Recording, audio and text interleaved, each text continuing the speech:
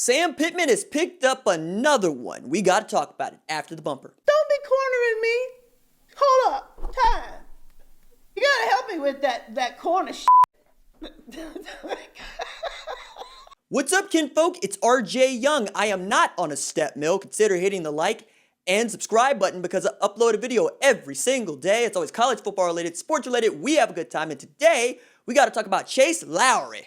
Like Mike Lowry, picking Arkansas, coming out of Frisco. Chase is the 13th commit to Arkansas's 2021 recruiting class. And dude is a monster in all three phases of the game. Yes, he is listed as a 3-star recruit. Yes, he is the 81st ranked cornerback in the country in his recruiting class. But we're talking about a kiddo coming out of Frisco with 4 interceptions last year, over 750 yards receiving last year, and has tremendous burst in the kick return game, and he gives Arkansas another elite athlete that they can use defensively, and they can use in punt return, kick return, and it really is another way in which Sam Pittman and his staff are distinguishing themselves very quickly and very early. This is another commit, like many commits of the day, that came without a visit to Fayetteville.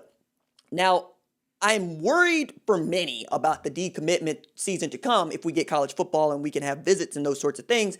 But right now, I think I am being, conservative when I say be cautiously optimistic about whether or not that even occurs, because we've had football be real cagey here of late because Ivy League has shut down its football program until spring. We're talking about perhaps some teams not having enough money to be able to travel or make it through the season that have pay-for-play games against Power 5 opponents like Missouri State versus Oklahoma. We've seen budget cuts across the board, and yet Sam Pittman and his staff continue to just get it how they live.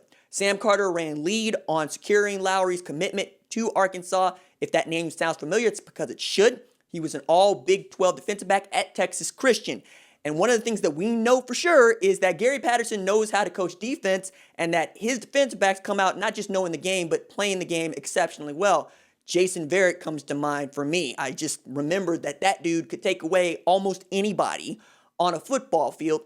And Sam Carter comes cut from that same kind of cloth. Now, adding Lowry also means that of these commitments, you have Oklahoma, Texas, Arkansas, and of course Louisiana making up 10 of the 13, right? You got one from Georgia, you got one from Missouri, but for the most part, you're talking about kids for which Oklahoma State, Texas Christian, SMU, Arkansas State, LSU, Grambling, Southern, these are Louisiana Monroe. I keep going here, right?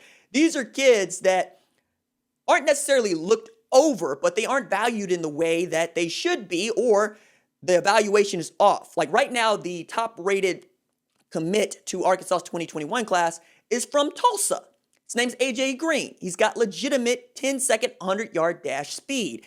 He's going to play offensive football, and that was really the reason as to why he chose Arkansas against an offer from Oklahoma where they wanted him to play cornerback, defensive back, or even consider a place like Oklahoma State. I think Pittman allowing these dudes to figure out for themselves what they want to do and also give them an opportunity to show that they can't do it before they go do something else is invaluable. And the way that he's been going about recruiting also fits what we're into right now, which is, can you actually get into the dirt and make it work?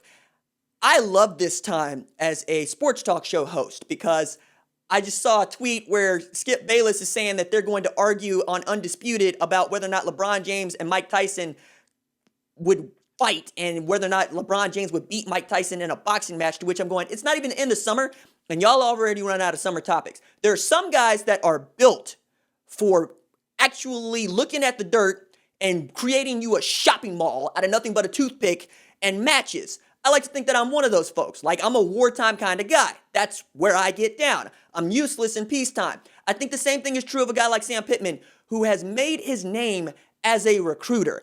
Outstanding offensive line coach for years, but has made his name being able to secure top commitments from 5-star recruits. Now, Arkansas needs to win some games before they can go out there and compete for blue chippers on a regular basis.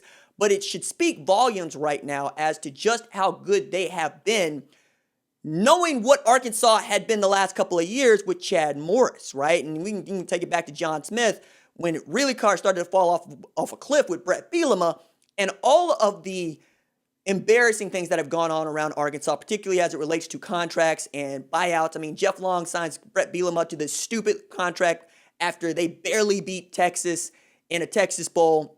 And then you got to get up out of that. Jeff Long also gets shown the door. He's up at Kansas, and they're still paying them both for a bad job at Arkansas, and they're still trying to come up out of that. The good part for Arkansas is that they got money. That's okay. The Razorback Foundation is going to go into this lawsuit where Brett Bielema. We'll see how that goes out to.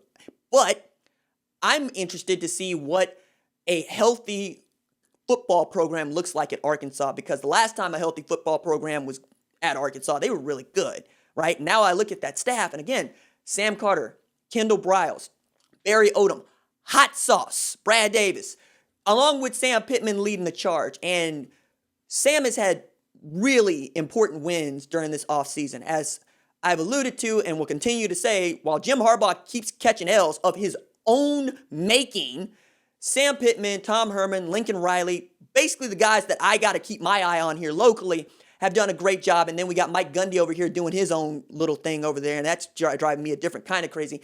Even Philip Montgomery could sit down with his kids and let them talk at him about what is very much on their mind and why they feel at risk at the University of Tulsa. Sam Pittman marching in the streets with his players to show support for them and for their families, quite literally, is going to resonate.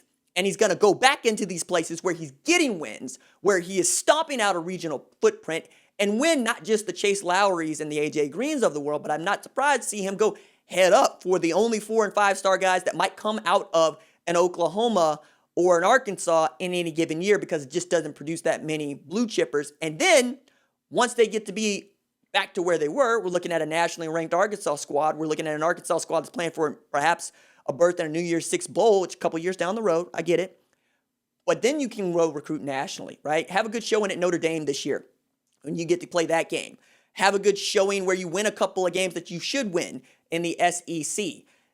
Try to get yourself back to good and then go for it all in 2021. But it's not as if you don't have an opportunity with Felipe Franks at quarterback. I think you're going to have a chance. I think that KJ Jefferson gives you an opportunity to do that as well.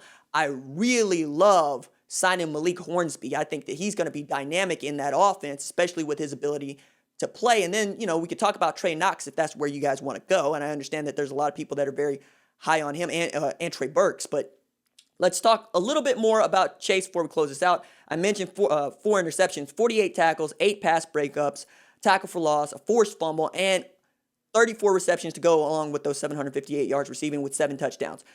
He's got the goods. Now it's about developing the goods. And peep the T-Town Clowns jersey. It's got the 42 on the back. I'm excited. Doses.